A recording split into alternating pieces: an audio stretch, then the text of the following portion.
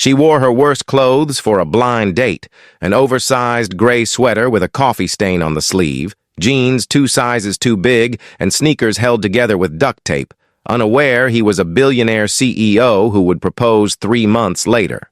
Marin didn't know that her attempt to push him away would be the very thing that made him see her, really see her, in a way no one ever had before. Earlier that morning, Marin had stood in front of her closet, if you could call the tiny alcove in her studio apartment a closet, and made a decision. This blind date her coworker had set up?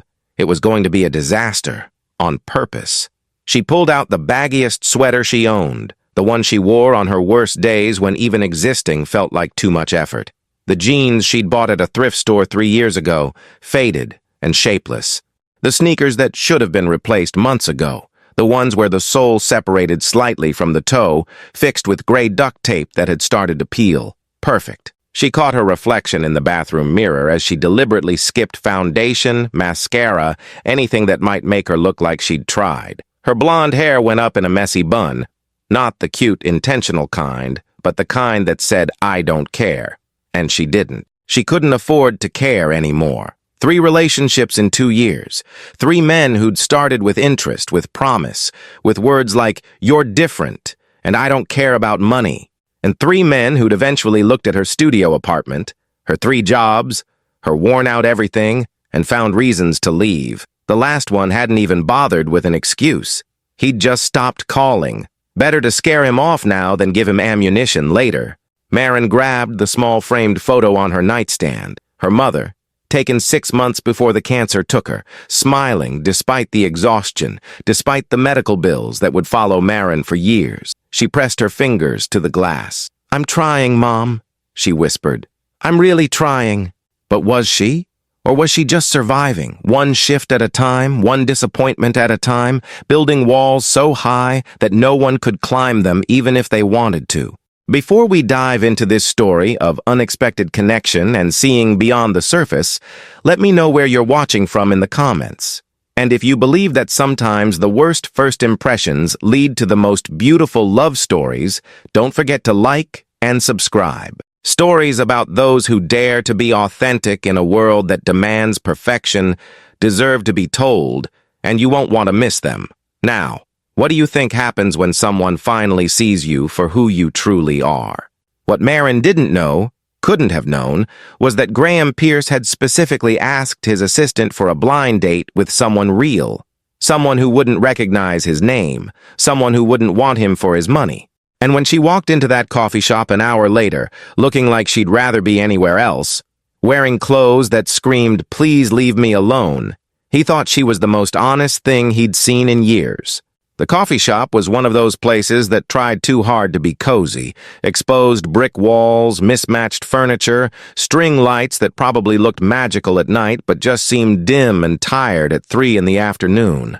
Marin pushed through the door 10 minutes late, which had also been intentional, and immediately wanted to turn around and leave. He was already there. She spotted him in the corner booth, and her first thought was that Sarah from the diner had made a terrible mistake. This man didn't look like someone who needed a blind date. He sat with perfect posture, one hand wrapped around a coffee cup, the other resting on the table, and even from across the room she could tell his clothes cost more than her monthly rent.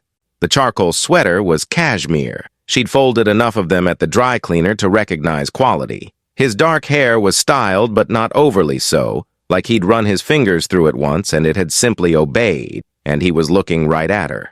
Marin's instinct was to bolt. But he'd already seen her, already stood up with a small wave, and backing out now would be more humiliating than whatever was about to happen. So she crossed the coffee shop in her duct-taped sneakers, each step a small act of defiance against the voice in her head screaming that she didn't belong here. "Marin?" His voice was deeper than she'd expected, quieter. Not the booming confidence of men who knew their own worth, but something more careful, observant. "That's me." She didn't sit down immediately, just stood there with her arms crossed, the oversized sweater making her look smaller than she was. "You're Graham?" "I am." He gestured to the seat across from him. "Please." She sat, but perched on the edge like she might need to run at any moment. Her eyes scanned the table. He'd already ordered for himself. but hadn't presumed to order for her. Point in his favor, she supposed. Though the bar was so low it was practically underground. "Can I get you something?" he asked. "Coffee? Tea?" "I'm fine." The lie tasted bitter. She'd been up since 4:30 that morning for her shift at the diner and could have used the caffeine desperately, but accepting even a $3 coffee felt like owing something. Graham studied her for a moment, not in the way men usually looked at her, cataloging parts and finding them lacking, but like he was trying to figure out a puzzle. His eyes were an unusual color, somewhere between green and gray, and they didn't waver when she met them with her own challenging stare. "Sarah said you work at Morrison's Diner," he said finally, breaking the silence. "Among other places."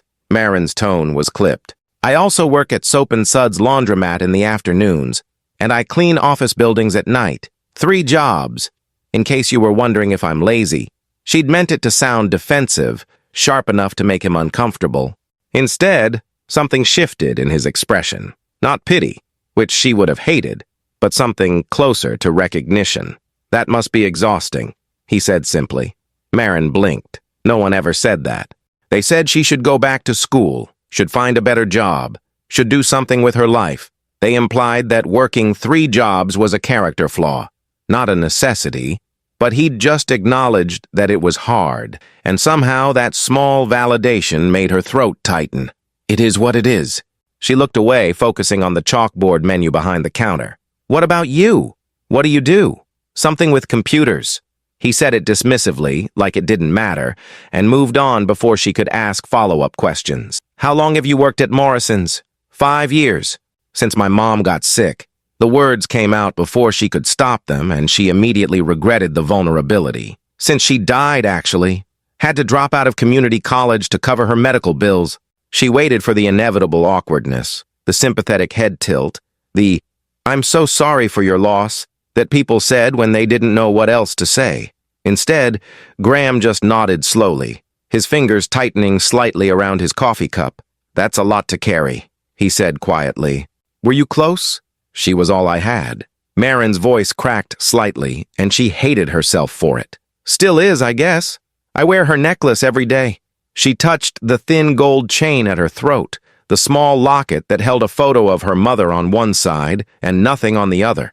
She'd never found a picture worthy of filling that second space. For the first time since she'd sat down, Graham smiled. Not a big smile, just a slight curve of his lips that made the corners of his eyes crinkle.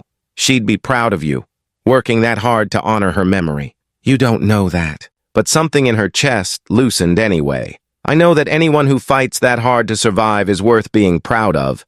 Marin opened her mouth to argue, to deflect, to do what she always did when someone got too close to seeing her. But the words wouldn't come. Instead, she found herself asking, "Why did you agree to this? The blind date?" Graham leaned back in his seat, and for the first time she saw something uncertain cross his face. "Honestly, because my assistant insisted I needed to meet someone who didn't already know who I was. Someone who wouldn't have preconceived notions." "About what?" "About what I can offer them." It was a strange thing to say, and Marin frowned. "What does that mean?" But Graham just shook his head, that small smile returning. "Nothing. Just that I appreciate you agreeing to meet me, even if you clearly didn't want to." She should have been embarrassed that he'd seen through her sabotage attempt so easily. Instead, she found herself almost smiling back. "Was it the duct tape on my shoes that gave it away?" "It was the fact that you showed up at all." His gaze held hers. "If you really wanted to scare me off, you would have just not come. But you're here, which means part of you, even a small part, was curious." Damn, he was right. They talked for another hour.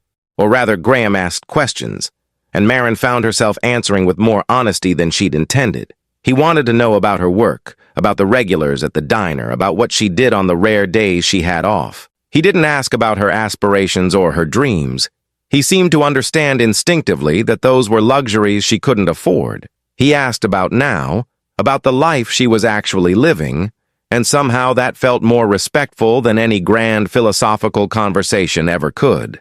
When she glanced at her phone and realized she had 20 minutes to get to her shift at the laundromat, she stood abruptly. "I have to go." Graham stood too. "Can I drive you?" "No." The word came out too sharp. "I mean, thank you, but I'm fine." Marin. He said her name like he was tasting it, deciding if it fit. I'd like to see you again. Friday? She stared at him, waiting for the punchline. Why? Because in 3 hours of talking, you didn't ask me a single thing about what I do or what I have. You're the first person in 4 years who's done that. There was something raw in his voice, something that made her believe he wasn't lying. But belief was dangerous. Hope was dangerous. And this man, with his expensive sweater and his careful questions and his eyes that saw too much, was the most dangerous thing she'd encountered in years. I don't think that's a good idea, she said, backing toward the door. Think about it. He didn't follow her, didn't push, just stood there in the coffee shop looking at her like she was something precious he was afraid to break. Please. She left without answering. The rain started as soon as she stepped outside, of course, because the universe had a sense of humor. Not a gentle drizzle, but a sudden downpour, the kind that soaked through clothes in seconds. Marin didn't have an umbrella, one more thing on the endless list of things she couldn't afford, so she just started walking, head down, arms wrapped around herself. The laundromat was 40 minutes away on foot. The bus would take 20, but she'd already spent her last $5 on the bus ride to the coffee shop. So she walked, rain streaming down her face, the duct tape on her sneakers starting to peel away completely, and tried not to think about Graham Pierce and the way he'd looked at her like she mattered. She made it 3 blocks before the black BMW pulled up beside her. The passenger window rolled down, and there he was, leaning across the center console, rain already dotting his expensive sweater. Get in. Let me take you home. I'm not going home. I have work. Then let me take you to work. His voice was calm, patient, like he had all the time in the world. You're going to get sick walking in this. I'm fine. But she was shivering now, her thin sweater soaked through, and they both knew it was a lie. Graham didn't argue. He just reached across and pushed the passenger door open, then sat back and waited. Marin stood in the rain for 10 more seconds, pride warring with practicality. Pride lost. It usually did when she was this cold, this tired, this worn down by the world. She got in. The car was warm. He'd already turned the heat on full blast, and the leather seats were so soft she wanted to cry. She sat stiffly, dripping water onto his expensive floor mats, refusing to look at him. Graham didn't say anything. He just reached into the back seat, pulled out his coat, some designer thing that probably cost what she made in a month, and held it out to her. I don't need that. You're shaking. I said I don't need it. He laid it across her lap anyway, gentle and sure, then put the car in drive. Where to? She gave him the address through gritted teeth, hating that she'd accepted this, hating that his kindness felt like needles under her skin. They drove in silence, the sound of rain on the windshield the only noise, and Marin pressed herself as close to the door as possible. You can relax, Graham said quietly. I'm not going to ask you for anything. Everyone asks for something eventually. Not me. She wanted to believe him. God, she wanted to believe him. But she'd believed before, and it had only ever led to disappointment. When they pulled up in front of Soap and Suds, Marin moved to give him back his coat. He stopped her with a hand on her wrist, his touch warm, careful, gone almost as soon as she registered it. Keep it, he said. You can give it back Friday. I didn't say I'd see you Friday. I know. He smiled, and it transformed his whole face, made him look younger, more open. But I'm an optimist. Marin got out of the car without responding, clutching his coat, and stood under the laundromat's flickering awning as he drove away. She watched his taillights disappear into the rain, and for the first time in 4 years, she let herself wonder if maybe, just maybe, there were still people in the world who saw value in broken things. Marin wore Graham's coat for 3 days straight. She told herself it was practical. Her own jacket had a broken zipper, and winter was coming early this year. She told herself it meant nothing, that she'd give it back as soon as she saw him again, if she saw him again. But the truth was, it smelled like him. Something clean and expensive, cedar, and something else she couldn't name. And when she buried her face in the collar during her break at the diner, she let herself pretend for just a moment that someone cared whether she was warm. Friday came faster than she expected. She'd texted him on Wednesday, a simple okay that had taken her 20 minutes to type and delete and type again. He'd responded immediately with an address and a time, nothing more, and she'd spent the next 2 days trying to convince herself it was a mistake while secretly counting down the hours. The restaurant he'd chosen wasn't what she expected. No white tablecloths or prefix menus or waiters in bow ties. Just a neighborhood pizzeria with checkered tablecloths and a jukebox in the corner playing oldies. The kind of place where you ordered at the counter and the owner knew your name.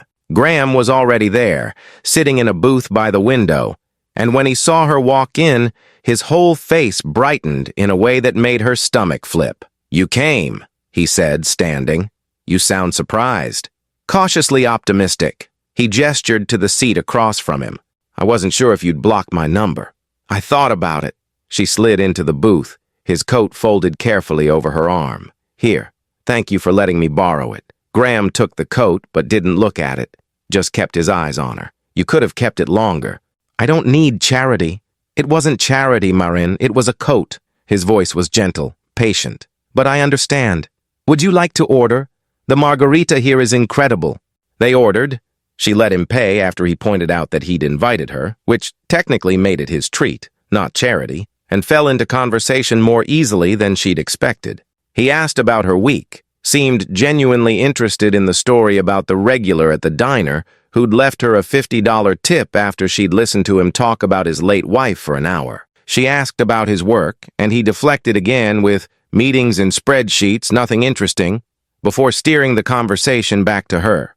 It should have felt unbalanced, the way he kept the focus on her life while revealing so little of his own, but somehow it didn't. It felt like he was studying her, learning her, and the attention was both flattering and terrifying. Halfway through dinner, he said something that changed everything. "I should tell you something." Graham set down his pizza slice, his expression suddenly serious. "I have a daughter." Marin's hand froze halfway to her water glass. "You what?" "Her name is Sophie. She's 6.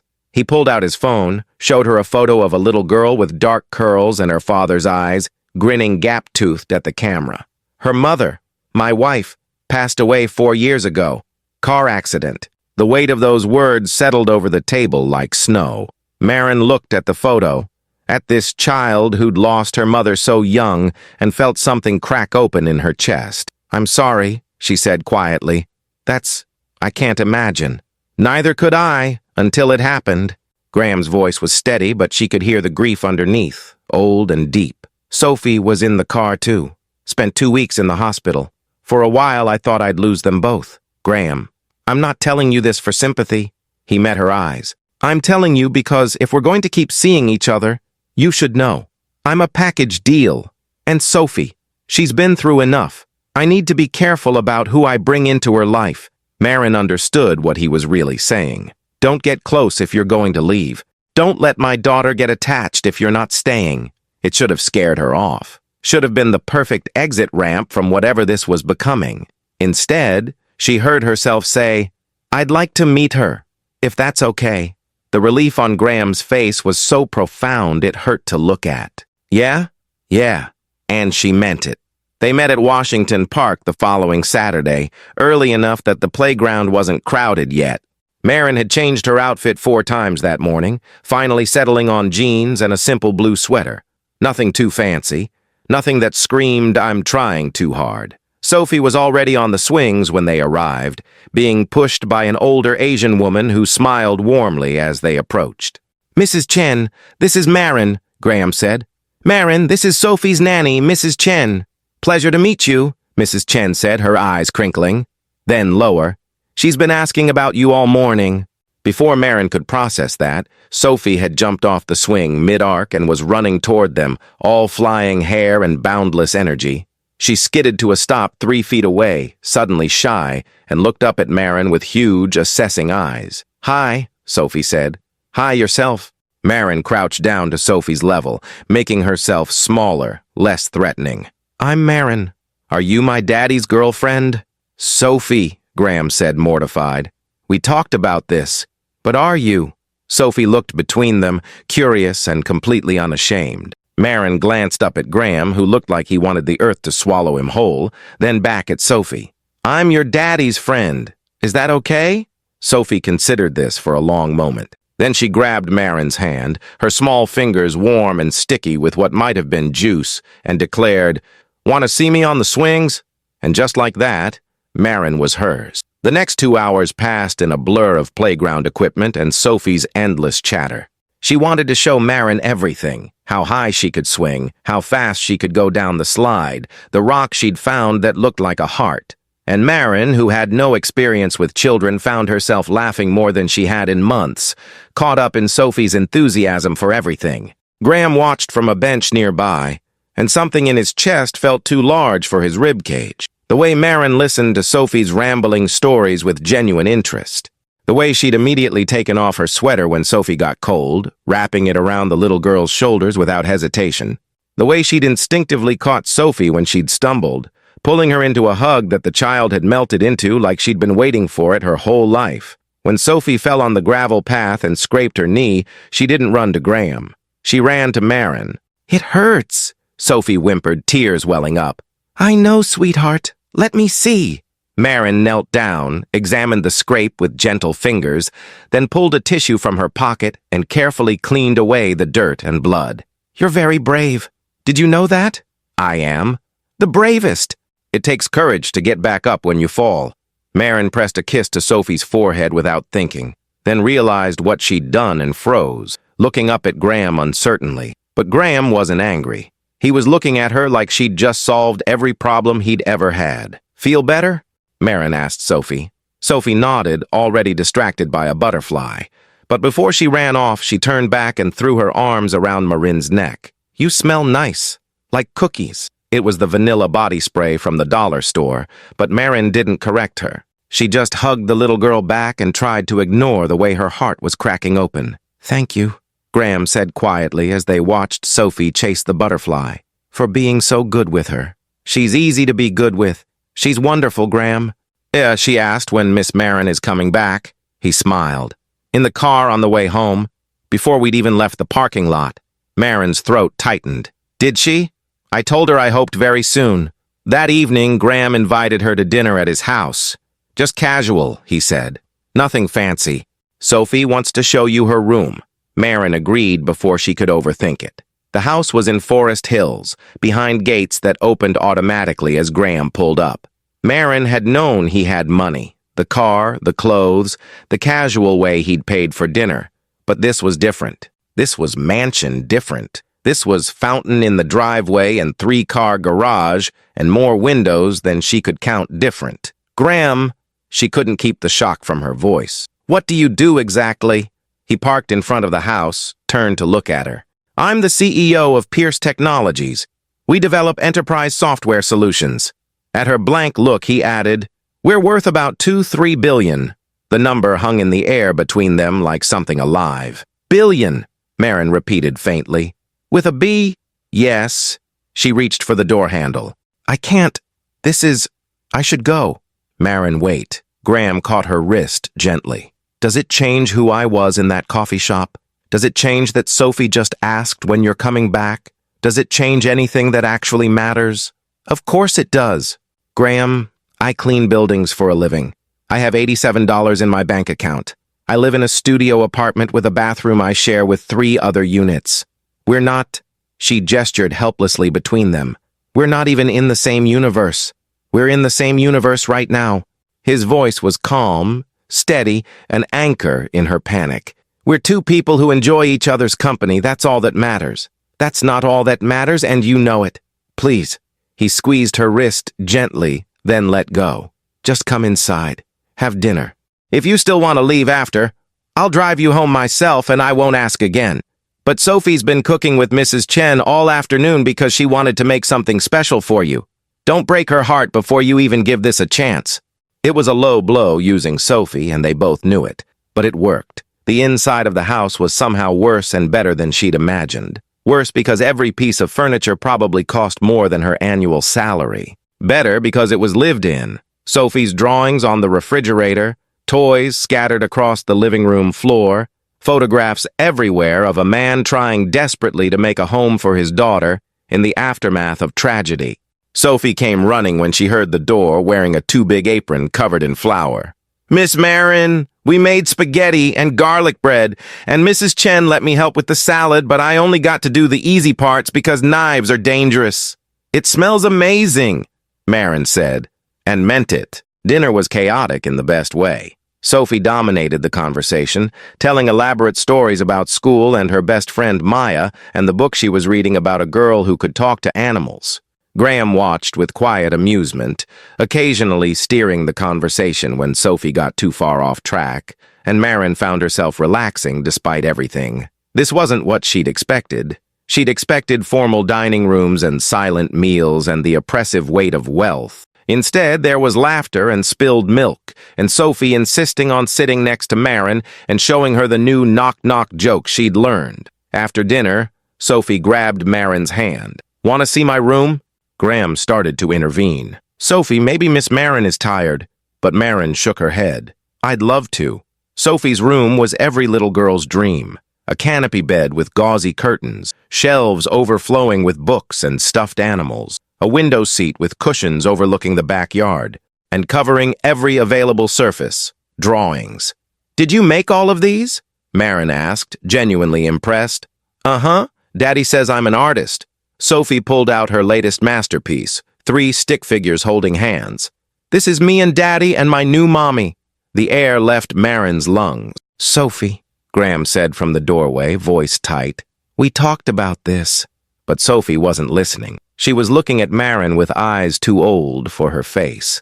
"I don't remember my first mommy. I was too little. But Daddy says she was kind and she would want me to be happy." She held up the drawing. "So I draw pictures of my new one. The one who'll come someday." "Sweetheart," Marin whispered, kneeling down. "That's beautiful, but you can't just—" "I know." Sophie touched Marin's cheek with her small hand. "You have to want to be it. Mrs. Chen says you can't make someone love you. They have to choose." Graham looked like he wanted to disappear. "Sophie, I think it's time to get ready for bed." But Marin was still staring at this impossibly wise child. This little girl who'd already lost so much and was still brave enough to hope for more. "You're right," she said softly. "They do have to choose, and anyone would be lucky to be chosen by you." Sophie beamed, then yawned widely. "Will you come back?" Please?" How could she say no to that face? "Yes, I'll come back." After Sophie was tucked in, she'd insisted Marin read her a bedtime story, and Graham had watched from the doorway with an expression Marin couldn't name. They stood in the hallway outside her room, close but not touching. "I'm sorry," Graham said. "She's been asking about a new mom since she started school and realized most kids have 2 parents. I've tried to explain that it's not that simple, but she's 6. Everything seems simple at 6. She's wonderful." Marin wrapped her arms around herself. "Graham, this is all...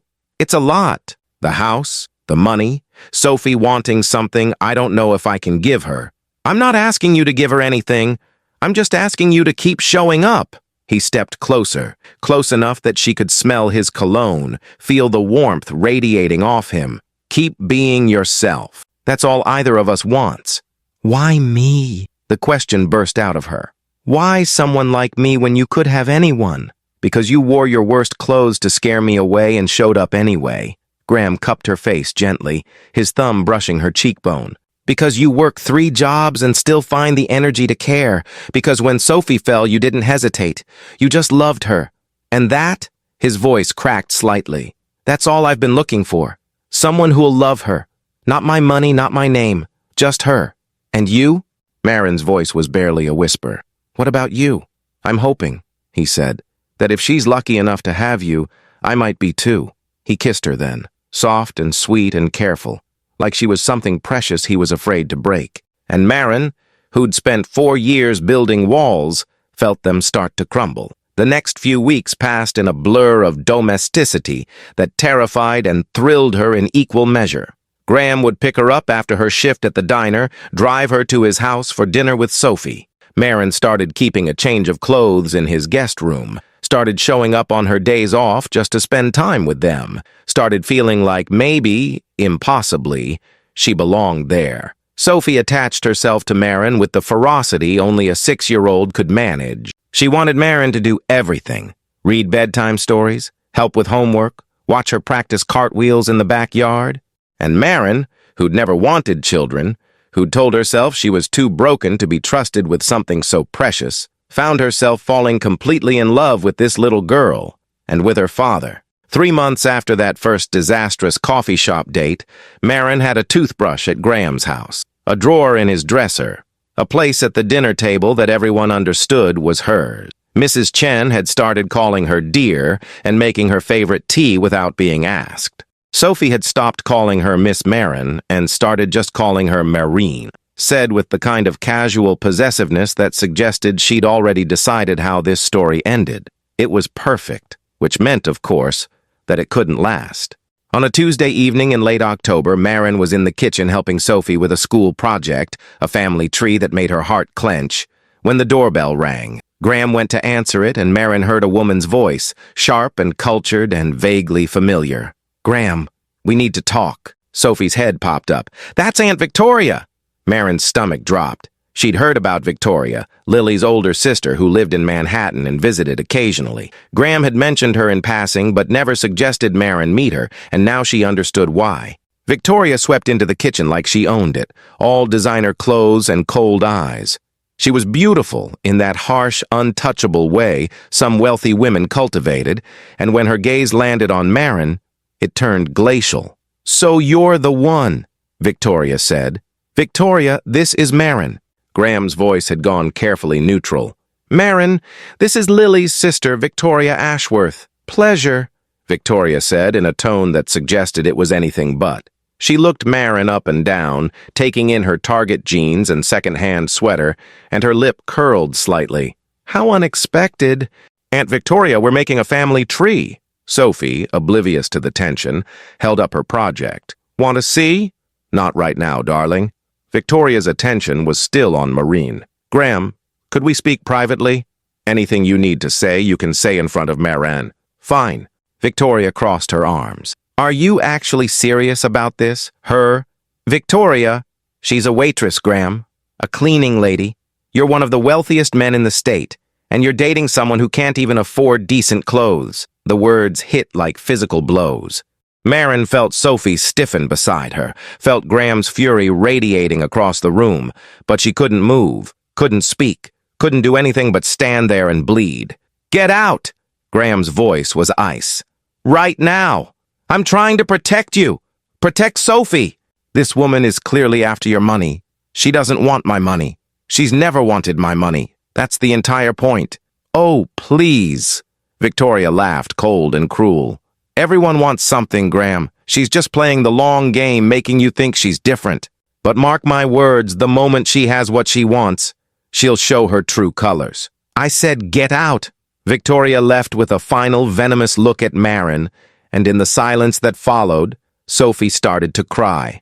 "I don't like Aunt Victoria. I know, baby, I know." Graham pulled his daughter into a hug, but his eyes were on Marin. "I'm sorry. I should have warned you about her." "It's fine." Marin's voice sounded hollow, even to her own ears. "I should go. Marin, I just need some air. I'll call you tomorrow."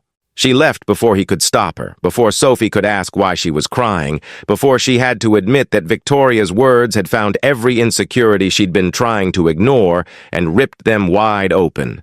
Maybe Victoria was right. Maybe this was all a fantasy that couldn't survive in the real world. Maybe Marin was just kidding herself, thinking she could ever fit into Graham's life, into Sophie's life, into a world where people wore designer labels and never worried about making rent. Maybe it was time to stop pretending. Marin didn't call the next day, or the day after that. Graham texted, simple messages at first, just checking in, making sure she was okay. Then longer ones, apologizing for Victoria, explaining that she was grieving in her own twisted way, that she'd always been protective to the point of cruelty. Marin read every message but couldn't bring herself to respond. What could she say? That Victoria was right? That she'd been thinking the same things for weeks now? On the fourth day, Sophie called from Graham's phone. "Marin!" Her small voice was thick with tears. "Why aren't you coming over anymore? Did I do something wrong?" "No, sweetheart, never." Marin had to sit down, her legs suddenly unable to hold her. "You didn't do anything wrong. Then why won't you come back? Daddy's sad and Mrs. Chen keeps sighing and I miss you." I miss you too, baby. Then come home. Sophie said it like it was simple, like everything in the world could be solved by just showing up. Please? I'll think about it, okay? Okay. Sophie sniffled. I drew you a picture. Of us. Want me to describe it? Marin closed her eyes. Yes, please. It's you and me and Daddy. We're at the park. And we're all smiling because we're together. Because that's when we're happiest. The sob that escaped Marin's throat was involuntary. That's beautiful, Sophie. I know. I used my special markers. A pause. Marin, do you not want to be my almost mommy anymore? Sophie. It's not. How did you explain adult complications to a 6-year-old? How did you tell a child that sometimes love wasn't enough, that the world had rules and hierarchies and places everyone was supposed to stay? It's complicated. Mrs. Chen says grown-ups make things complicated when they're scared. Sophie's voice went quiet. Are you scared? Yes, Marin whispered. I'm terrified. Of what? Of not being good enough for you. For your dad. That's silly. Sophie said it with such conviction that Marin almost believed her. You're the best, even better than the cookies Mrs. Chen makes, and those are really good. Despite everything, Marin laughed. I love you, Sophie. You know that, right? I love you too. So you'll come back? I need more time. She could hear Sophie's disappointment, could picture her little face crumpling. Okay, but not too much time. Daddy says you can't water a plant once a month and expect it to grow. You have to do it every day. After Sophie hung up, Marin sat in her studio apartment, which felt even smaller now after weeks of living in Graham's house, and tried to figure out what she wanted. Not what Victoria wanted, not what society expected, not what made logical sense, what she wanted. The answer came the next day at work. Marin was on her afternoon shift at the laundromat, folding someone else's designer shirts and trying not to think about whose closet they'd fit perfectly into, when one of her regulars came in. Patricia was 73, a widow who'd been using soap and suds for 20 years, and she had a talent for reading people. You look miserable, Patricia said, settling into her usual chair. Man trouble? Is it that obvious? Honey, you're folding that shirt like you want to strangle it. Talk to me. So Marin did. She told Patricia everything. The blind date, Graham's wealth, Sophie's sweetness, Victoria's cruelty, her own crippling fear that she was playing a role she'd never be able to sustain. Patricia listened without interrupting, her weathered hands working on her own laundry, and when Marin finally ran out of words, she looked up with sharp, knowing eyes. Let me tell you something about my Henry, Patricia said. When we met, I was a secretary and he was a doctor. Everyone said I was marrying up, that I didn't deserve him, that I was probably pregnant or gold-digging or both. You know what Henry said? What? He said anyone who judged our love by our bank accounts didn't understand love at all. Patricia reached across and squeezed Marin's hand. That man died 10 years ago and I still miss him every single day. Not because of the life he gave me, but because of the way he saw me, the real me. The scared, scrappy girl from the wrong side of town who'd never had anyone believe in her before. But what if I fail? What if I can't be what they need? What if you succeed? What if you're exactly what they need? Patricia's grip tightened. Sweetheart, that little girl called you because she misses you. Not because she misses what you can do for her or what you can buy her. She misses you. When was the last time someone missed you just for existing? Marin couldn't remember, and that, more than anything else, made her realize what she was throwing away. That evening, she was cleaning offices downtown, her last shift of the week, when she realized she was in Graham's building. Pierce Technologies occupied the top 3 floors, all glass and chrome, and the kind of sterile elegance that screamed money. Marin had never been up there, had actively avoided it, but now she found herself in the elevator before she could overthink it. The receptionist's desk on the executive floor was empty at 7 p.m., but she could see light coming from one of the corner offices. Graham's office. She knew without checking. She should have announced herself, should have called first, should have done 100 things differently. Instead, she just walked down the hallway and stopped in the doorway. Graham was at his desk, head in his hands, surrounded by paperwork he clearly wasn't actually working on. He looked exhausted, devastated, and when he looked up and saw her, the hope that flooded his face nearly broke her. Marin. He stood so fast his chair rolled backward. You're here. I'm sorry. The words tumbled out. I'm sorry I ran. I'm sorry I didn't call. I'm sorry I let Victoria get in my head. You have nothing to apologize for. She was cruel. What she said was true. Marin stepped into the office. Not about the gold-digging part, but about me being terrified. About me not fitting in. About me being completely out of my depth in your world. Marin, let me finish. She wrapped her arms around herself. I'm scared, Graham. I'm so scared that one day you'll wake up and realize you could have anyone, someone educated and polished and comfortable at charity galas, and you'll wonder what you ever saw in me. I'm scared that Sophie will grow up and be embarrassed by me. I'm scared that I'll never be enough. Graham crossed to her in 3 strides, cupped her face in his hands. Do you know what Sophie asked me tonight at dinner? Marin shook her head, not trusting her voice. She asked if you stopped loving us because Aunt Victoria was mean to you. His thumb brushed away a tear she hadn't realized had fallen. And I told her no, that sometimes people who love each other get scared and need space to figure things out. But inside, I was terrified that I was lying. That you'd realized you could do better than a widowed workaholic and his damaged daughter. Sophie isn't damaged. She's perfect. So are you. He pressed his forehead to hers. You're perfect for us, Marin. Not despite your past, but because of it. You understand struggle. You understand loss. You understand what it means to keep going when everything in you wants to quit. That's what Sophie needs. What I need. What if I mess it up? Then we'll figure it out together. His voice was fierce, certain. I'm not asking you to be perfect. I'm asking you to stay, to try, to give us a real chance. I don't know if I can do this. But even as she said it, she was leaning into him, breathing him in, letting herself want something she'd never dared to want before. Yes, you can. Graham kissed her forehead, her cheeks, the tip of her nose. You're the strongest person I know, Marin Walsh. You just don't see it yet. They stood there for a long moment, holding each other in his empty office, and Marin felt something shift inside her. Not certainty. She still had doubts, still had fears, but determination. She'd spent 4 years playing it safe, protecting herself, and where had it gotten her? Alone in a studio apartment, too scared to reach for happiness because she might lose it. Maybe it was time to be brave. Take me home, she whispered against his chest. Please. Graham pulled back just enough to see her face. Home? Your home? Our home? She looked up at him. If you'll still have me. Always. The word was a vow. They drove back to the house in comfortable silence, Graham's hand covering hers on the center console. When they pulled into the driveway, Sophie was already at the window, nose pressed to the glass.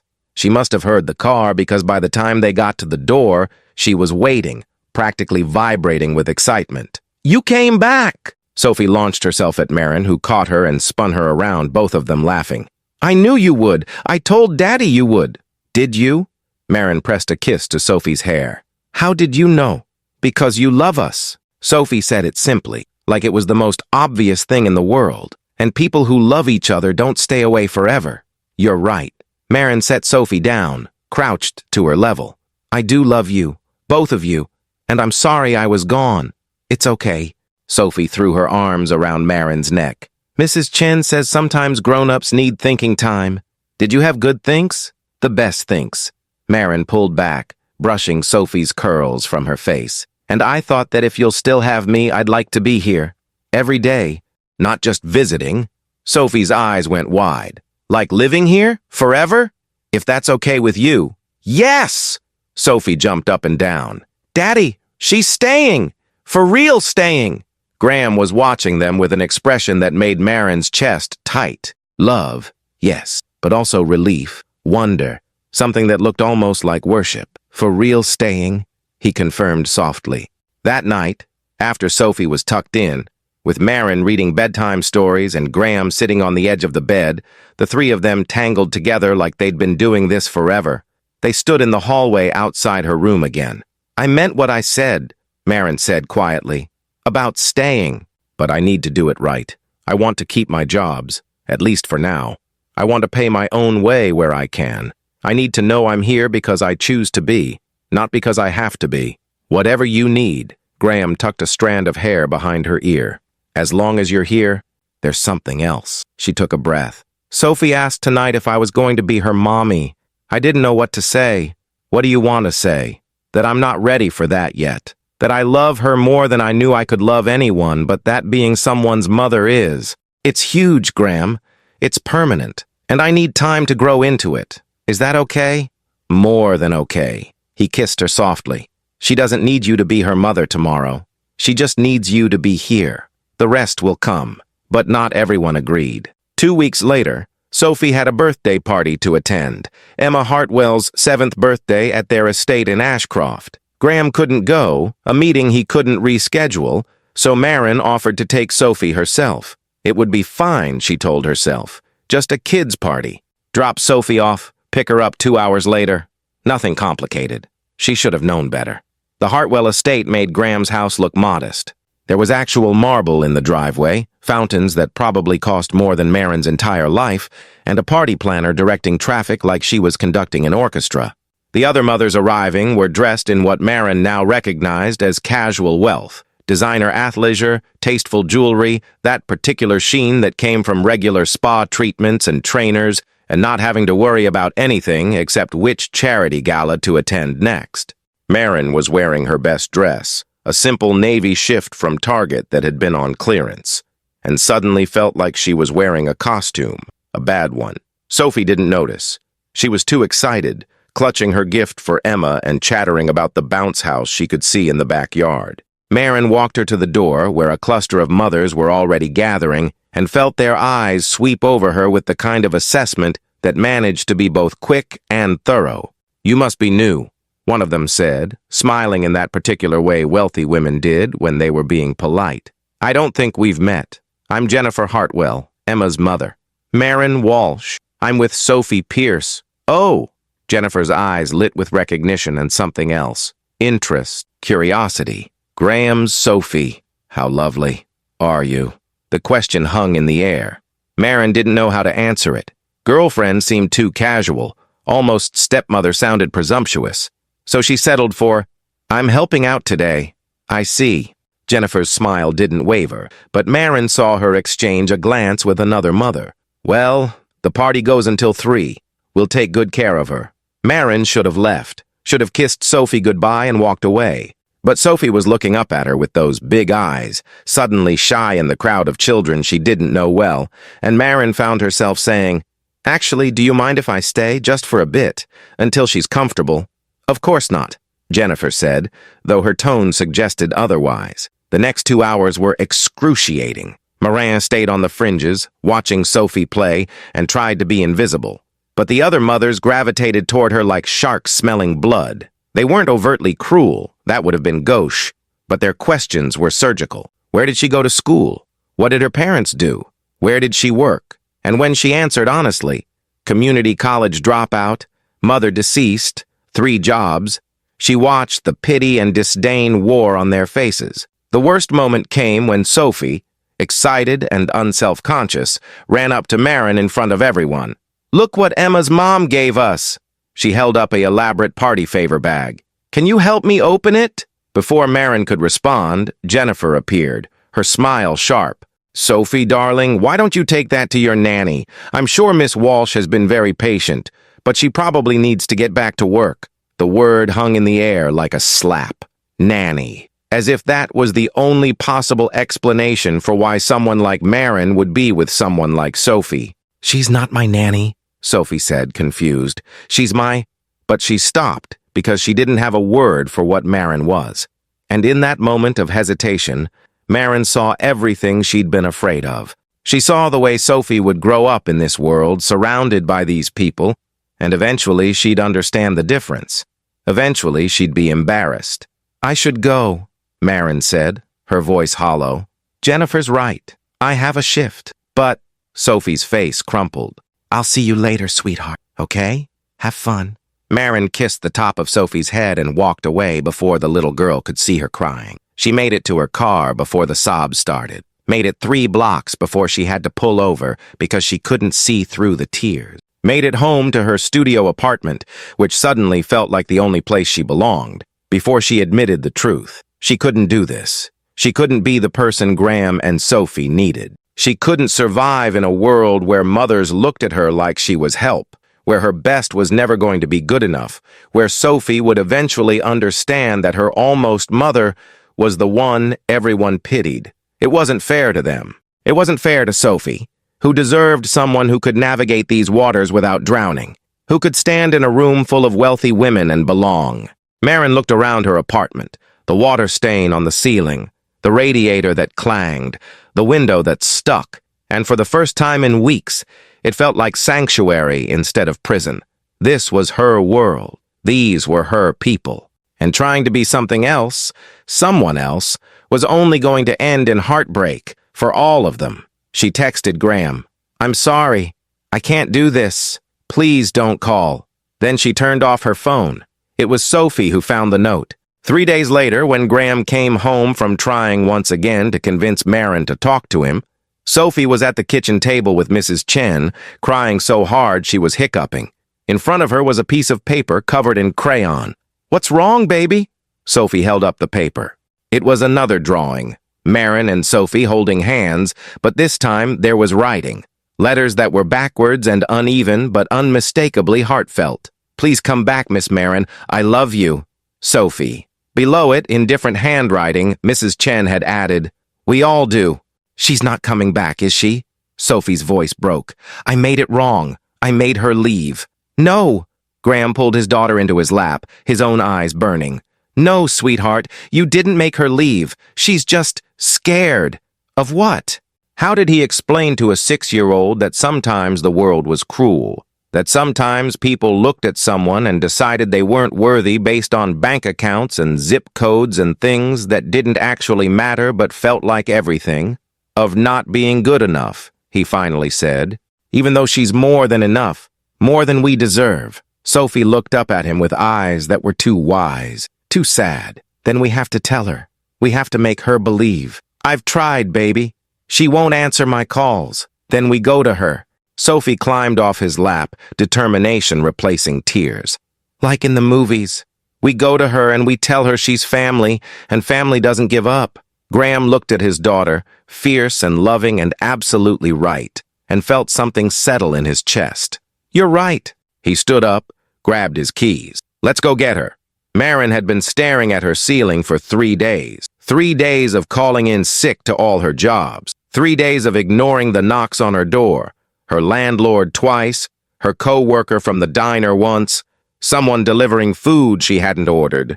3 days of existing in the space between giving up and not knowing how to go on. She'd turned her phone back on once, just to see. 47 missed calls from Graham, 32 text messages, 3 voicemails she couldn't bring herself to listen to. She'd turned it off again. The worst part wasn't the silence. The worst part was knowing she'd been right all along. She didn't belong in that world. The party had proved it. Those mothers had looked at her and seen exactly what Victoria had seen. Someone playing dress-up, someone out of her depth, someone temporary. Better to end it now than wait for Sophie to figure it out, too. Except Sophie already had figured it out, just not in the way Marin expected. The knock on her door at 7 p.m. on Friday was different from the others, softer, more persistent, and accompanied by a small voice that made Marin's heart stop. "Marin, please open the door. It's me, Sophie." Marin was on her feet before she'd consciously decided to move. She fumbled with the locks, 3 of them, because this neighborhood required it, and yanked the door open. Sophie stood in the hallway holding a piece of paper, Graham behind her looking exhausted and desperate and determined. The little girl's eyes were red-rimmed, her face blotchy from crying, and she was wearing her favorite dress, the purple one with flowers that she saved for special occasions. "Hi," Sophie whispered. "Hi, baby." Marin crouched down, unable to stop herself from reaching out, from brushing Sophie's curls back from her face. "What are you doing here?" "I came to bring you home." Sophie held out the paper, the drawing with the crayon letters. "I made this for you, Mrs. Chen helped with the spelling. Marin took it with shaking hands, read the words she'd already seen in her mind 100 times. "Please come back, Miss Marin. I love you. Sophie, I know you're scared." Sophie's voice was small but steady, like she'd practiced this. "Daddy told me. He said sometimes people get scared when they love someone a lot, because they're afraid of getting hurt. But Marin, You can't get hurt if you don't come back because we already love you. So you're already part of us, even if you stay here. The logic was 6-year-old simple and absolutely devastating. It's not that simple, sweetheart. Why not? Sophie stepped closer, put her small hand on Marin's cheek. You love us. We love you. That's all that matters. The other mothers at the party? I don't care about them. Sophie's voice went fierce. They're not my family. You are. Sophie, I'm not your... Marin couldn't finish the sentence. Couldn't say mother when the word felt too big, too important, too much like something she didn't deserve. But Sophie finished it for her. Can you be my mom? There it was. The question Marin had been terrified of since the day they met. The question that changed everything. Marin looked up at Graham, helpless. He crouched down next to them, his hand settling on Sophie's shoulder. Baby, we talked about this. You can't just ask someone, but I can wish for it. Sophie looked between them. Can't I? Can't I wish for Marin to be my mom? Please? Graham's eyes met Marin's over Sophie's head, and the raw hope there nearly broke her. It's up to Marin, sweetheart. It has to be her choice. Then choose us. Sophie turned back to Marin, tears streaming down her face now. Please choose us. I know you're scared. I'm scared too. I'm scared every time Daddy leaves for work that maybe he won't come back like Mommy didn't come back. But he always does, because he loves me. And you will too. Because you love me, right? So much. The words tore out of Marin. Sophie, I love you so much. Then why are you leaving? Because I'm not good enough. Because those women at the party, they were right. I don't fit. I don't belong in your world. You belong with us. Sophie grabbed both of Marin's hands. You belong with me and Daddy and Mrs. Chen and even grumpy Aunt Victoria, who I don't like very much. You belong at our house making breakfast and reading me stories and tucking me in. That's where you belong. Your aunt is right, though. I'm just a waitress. I clean buildings. I don't have the right clothes or the right education or the right anything. You have the right heart.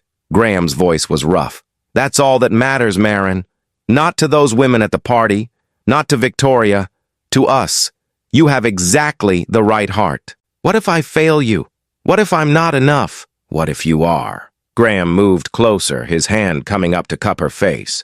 What if you're exactly enough? What if the only person who doesn't see it is you? Marin closed her eyes, felt tears slip down her cheeks. I'm so tired of being afraid. Then stop. His thumb brushed her tears away. Stop running. Stop protecting yourself from something beautiful because you're afraid it might end. Everything ends eventually, Marin. But we get to choose what we do with the time we have. And I'm choosing you. We're both choosing you. Every day, Sophie added solemnly. We choose you every single day. Marin opened her eyes, looked at this little girl who'd lost her mother, and was brave enough to ask for another one anyway. Looked at this man who'd lost his wife, and was brave enough to love again, and realized that the only coward in this hallway was her. I'm sorry, she whispered. I'm so sorry I left. I'm sorry I let them make me feel small. I'm sorry I didn't fight. You're fighting now. Graham's voice was soft. That's what matters. I want to be brave like Sophie. I want to stay. For real staying? Sophie asked, her whole face lighting up with hope. For real staying? Marin pulled Sophie into a tight hug, then reached for Graham, and suddenly the three of them were tangled together in her cramped apartment hallway, crying and laughing and holding on like they'd never let go. Forever staying. Sophie pulled back first, her tears already forgotten in the way only children could manage. Can we go home now? I'm hungry, and Mrs. Chen made pot roast. Graham laughed, the sound breaking something open in Marin's chest. Yeah, baby, we can go home. But before they could move, Marin caught his arm. Wait, Graham, I need to say something. She took a breath. I'm not going to be perfect at this. I'm going to mess up. I'm going to have days where I'm insecure and scared. And I'm not going to stop working, at least not right away. I need to know I can stand on my own 2 feet. I don't want you to be perfect. Graham's hand covered hers. I just want you, messy and scared and stubborn and exactly as you are. I'm going to hold you to that. Please do. They stood there for another moment, the three of them in the hallway of Marin's building that smelled like cooking and mildew, and too many people living too close together. And Marin realized she wasn't saying goodbye to this place. She was saying goodbye to the fear that had kept her here, the belief that this was all she deserved. "Let's go home," she said finally. "Let me grab a few things. Take your time." Graham squeezed her hand. "We're not going anywhere without you." The drive back to the house was different from every other time she'd made this trip. Before, she'd always felt like a visitor, someone who didn't quite belong. Now, with Sophie chattering in the back seat about how they needed to move Marin's toothbrush from the guest bathroom to Daddy's bathroom, and Graham's hand warm over hers on the center console, she felt like she was finally going somewhere she was meant to be. Mrs. Chen was waiting when they got home, and the relief on her face when she saw Marin made fresh tears spring to Marin's eyes. The older woman pulled her into a hug, the first time she'd ever done so, and whispered, "About time. That man was driving me crazy, moping around, and Sophie wouldn't eat." "I'm sorry." "Don't apologize. Just don't leave again." Mrs. Chen pulled back, her eyes fierce. "They need you, and I think you need them too." "I do." Marin smiled through her tears. "More than I knew." That night, after pot roast and Sophie's endless chatter about how they needed to redecorate the guest room to make it Marin's room officially, Graham asked Marin to take a walk with him in the garden. Sophie was already getting ready for bed, and the house was quiet in that way it only got in the evening when the world narrowed down to just family. "I need to tell you something," Graham said, as they walked through the paths lined with lights Sophie had insisted they put up. "Something I should have told you weeks ago." Marin's stomach clenched. "Okay. When Lily died, I thought my life was over. Not just because I loved her, but because I didn't know how to be a single father. I didn't know how to be enough for Sophie." He stopped, turned to face her. "For 4 years, I've been going through the motions. Working, taking care of Sophie, existing, but not living. Not really." "Graham, let me finish." He took her hands. "Then you walked into that coffee shop looking like you wanted to fight the world, and something in me woke up. Not because you were beautiful, though you are. Not because you were kind, though you're that too. But because you reminded me what it felt like to want something again. To hope for something. I didn't do anything. You existed. You were real in a world full of people playing roles. You were scared, but you showed up anyway. And then you loved my daughter like she was your own. And I realized..." His voice cracked. "I realized I was falling in love with you." Marin's breath caught. They'd said a lot of things to each other over the past months, but never those words. Never that clear. "I'm in love with you, Marin Walsh." Graham pulled something from his pocket, a small velvet box that made her heart stop. "I know it's fast. I know we've only known each other a few months. But I've spent 4 years being careful, being cautious, protecting myself and Sophie from more hurt. And I'm done. Life's too short to waste time pretending we don't know what we want." He opened the box. Inside was a ring, simple, elegant, a single diamond on a platinum band. Not ostentatious, not flashy, just perfect. "Marry me." His voice was steady despite the tears in his eyes. "Not because Sophie needs a mother, though she does. Not because I'm wealthy, though I am. Marry me because I love you. Because you make me want to be better. Because when you're not here, nothing makes sense." Marin stared at the ring, at this man who was offering her everything she'd been too afraid to want. "I don't have anything to offer you. You have yourself. That's everything. I'm going to mess this up sometimes. So will I. I'm going to need you to remind me I'm enough. Every day if necessary." Graham dropped to one knee, right there in the garden with the fairy lights Sophie loved twinkling around them. "Say yes, Marin. Please say yes." She thought about Victoria's contempt, about the mothers at the party, about every person who'd ever looked at her and decided she wasn't enough. And then she thought about Sophie's fierce little face saying, "You belong with us." About Patricia saying, "What if you succeed?" About Graham seeing her when she'd been trying so hard to be invisible. Yes, the word came out as a sob. Yes, Graham. Yes to all of it. He stood, slipped the ring on her finger. It fit perfectly like he'd somehow known, and kissed her like she was air and he'd been drowning. Behind them, from Sophie's bedroom window, came a shriek of delight, followed by Mrs. Chen's voice saying, "Get back in bed, you little eavesdropper." They broke apart laughing, and Graham called up, "You can come down, Sophie, I know you're watching." Sophie came barreling out of the house in her pajamas. Mrs. Chen trailing behind, looking exasperated and amused. Did she say yes? Say, did she? Can I see the ring? She said yes. Graham scooped his daughter up. Which means we need to start planning a wedding. Can I be the flower girl? Can I wear a fancy dress? Can we have cake? Yes to all of it. Marin held out her hand so Sophie could see the ring properly. Do you like it? Sophie touched the diamond reverently. It's perfect, like you. I'm not perfect, baby. Nobody's perfect. Sophie wrapped her arms around both their necks, pulling them into a three-way hug. But we're perfect together. And standing there in the garden with the man she loved and the child who'd chosen her, Marin realized Sophie was right. They weren't perfect individually. They were scarred and scared and still healing. But together, they were exactly what each of them needed. They were family. 3 months later, on a clear Saturday in January, Marin Walsh became Marin Pierce in a small ceremony in the same garden where Graham had proposed. Sophie was the flower girl in a dress she'd helped pick out, scattering petals with such enthusiasm that half of them ended up in the fountain. Mrs. Chen cried through the entire ceremony. Graham's parents flew in from Florida and welcomed Marin with open arms. Even Victoria attended, and while she wasn't warm, she wasn't cruel either. A grudging acceptance that Marin counted as victory. The vows were simple. Graham promised to always see her, to always remind her she was enough, to love her through the scared days and the brave ones. Marin promised to stay, to fight, to believe in the life they were building together. And when the officiant said, "You may kiss your bride," Sophie shouted, "Finally!"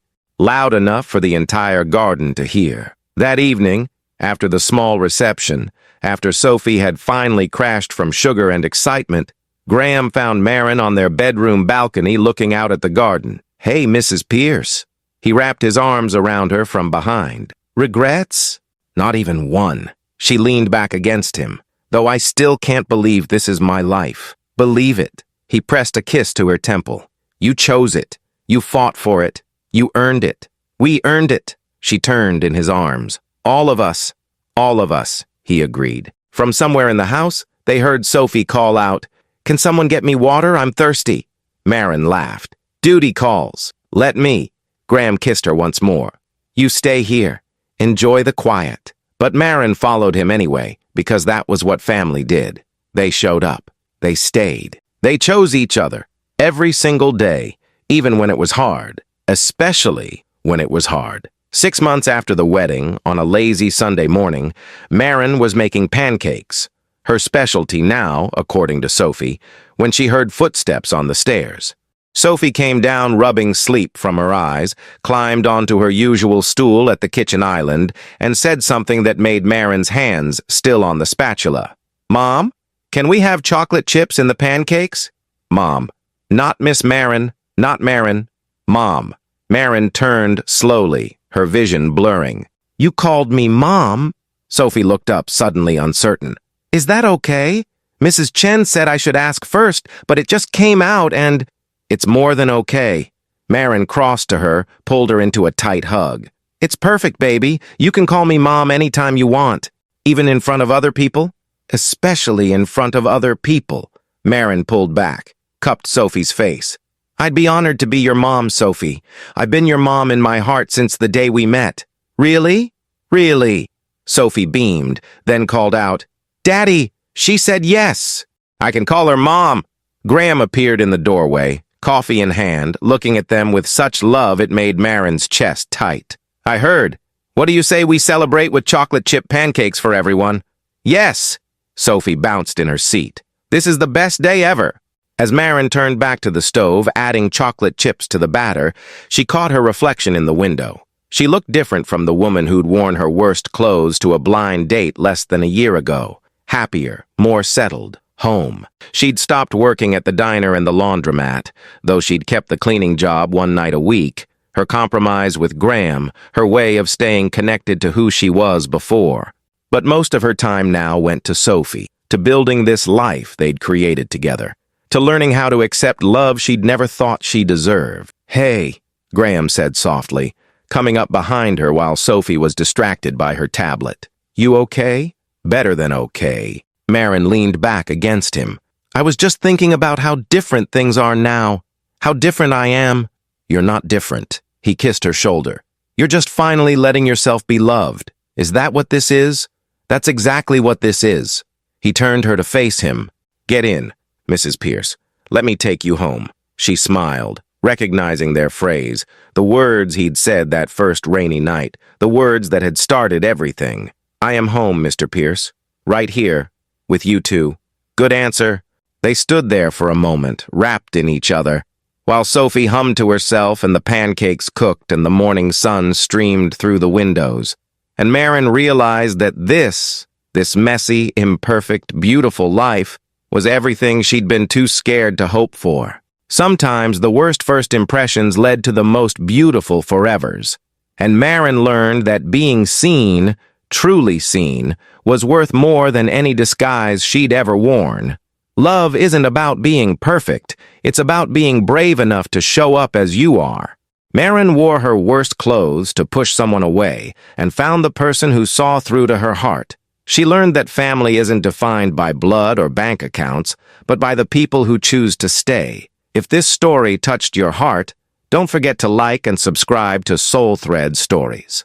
We believe that everyone deserves a second chance at happiness, that courage comes in unexpected forms, and that the most beautiful love stories often start with the messiest beginnings. Share this story with someone who needs to be reminded that they're enough, exactly as they are. Drop a comment telling us where you're watching from.